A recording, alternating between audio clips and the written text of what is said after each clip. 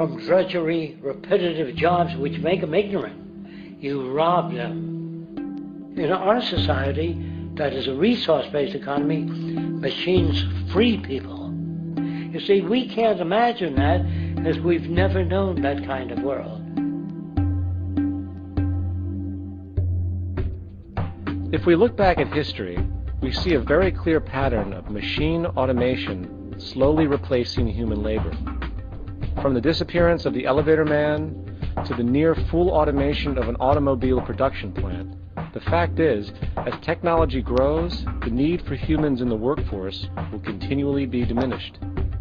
This creates a serious clash, which proves the falseness of the monetary-based labor system.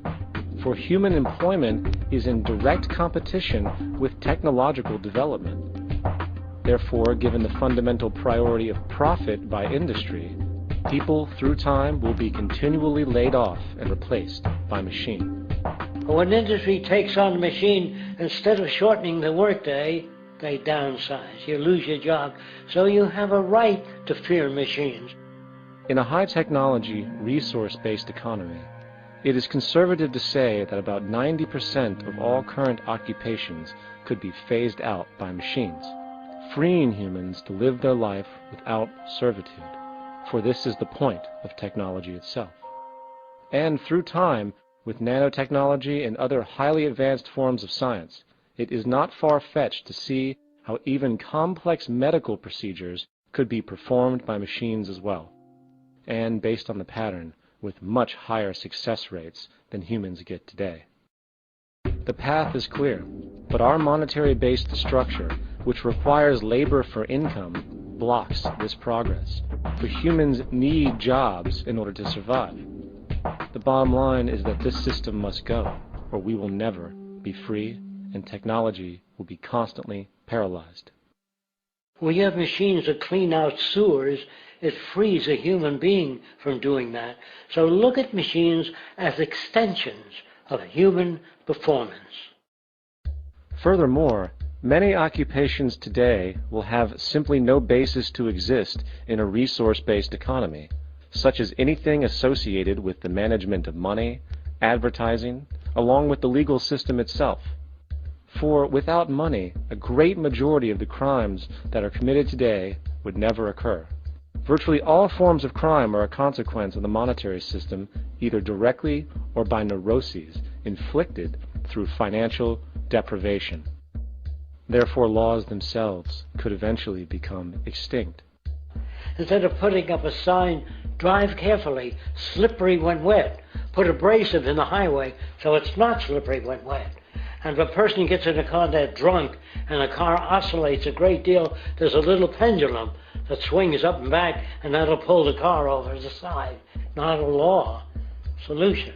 Put sonar and radar in automobiles so they can't hit one another. Man-made laws are attempts to deal with occurring problems, and not knowing how to solve them, they make a law. In the United States, the most privatized, capitalist country on the planet, it should come as no surprise that it also has the largest prison population in the world, growing every year. Statistically, most of these people are uneducated and come from poor, deprived societies. And, contrary to propaganda, it is this environmental conditioning which lures them into criminal and violent behavior. However, society looks the other way in regard to this point. The legal and prison systems are just more examples of how our society avoids examining the root causes of behavior. Billions are spent each year on prisons and police, while only a fraction is spent on programs for poverty, which is one of the most fundamental variables responsible for crime to begin with. And as long as we have an economic system which prefers and in fact creates scarcity and deprivation, crime will never go away.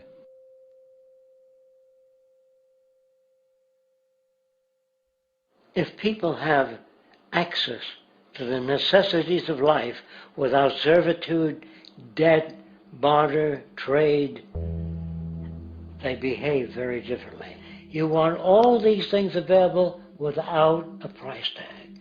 Now then, You got to have a price tag. Well, what'll motivate people? Man gets everything he wants, he just lay around in the sun. This is the myth they perpetuate. People in our culture are trained to believe that the monetary system produces incentive. If they have access to things, why should they want to do anything? They will lose their incentive. That's what you're taught to support the monetary system. When you take money out of the scenario, there would be different incentives, very different incentives. When people have access to the necessities of life, their incentives change. What about the moon and the stars? New incentives arise. If you make a painting that you enjoy, you will enjoy giving it to other people, not selling it.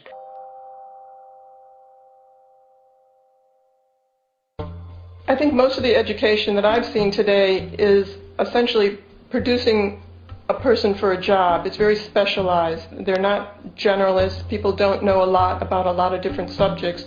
I don't think you could get people to go to war if they knew a lot about a lot of things. I think education is mostly rote, and they're not taught how to solve problems. They're not given the tools emotionally or within their own field of how to do critical thinking.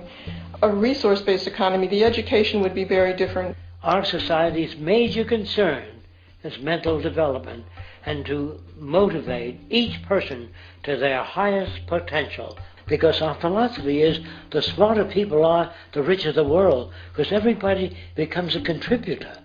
The smarter your kids are, the better my life will be, because they'll be contributing more constructively to the environment and to my life, because everything that we devise within a resource-based economy would be applied to society. There would be nothing to hold it back. Patriotism, weapons, armies, navies, all that is a sign that we're not civilized yet. Kids will ask their parents, didn't you see the necessity of the machines? Dad, couldn't you see that war was inevitable when you produce scarcity? Isn't it obvious? Of course the kid will understand that you were pinheads, raised merely to serve the established institutions. We're such an abominable, sick society that we won't make the history book. They just say that large nations took land from smaller nations, used force and violence. You'll get history talked about as corrupt behavior all the way along until the beginning of the civilized world. That's when all the nations work together.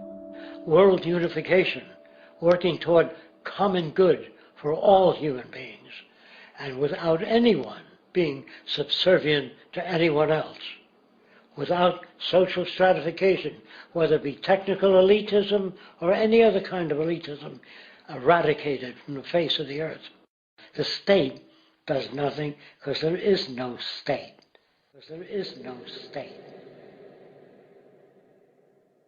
The system I advocate, a resource-based global economy, is not perfect. It's just a lot better than what we have. We can never achieve perfection.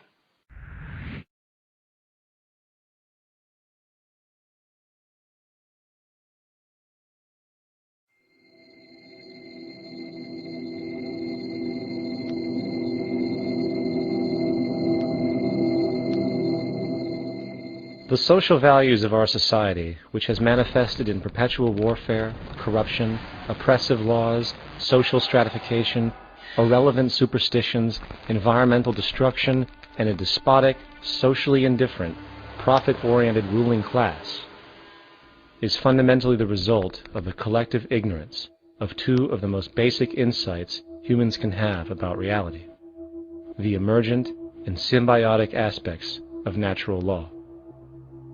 The emergent nature of reality is that all systems, whether it is knowledge, society, technology, philosophy,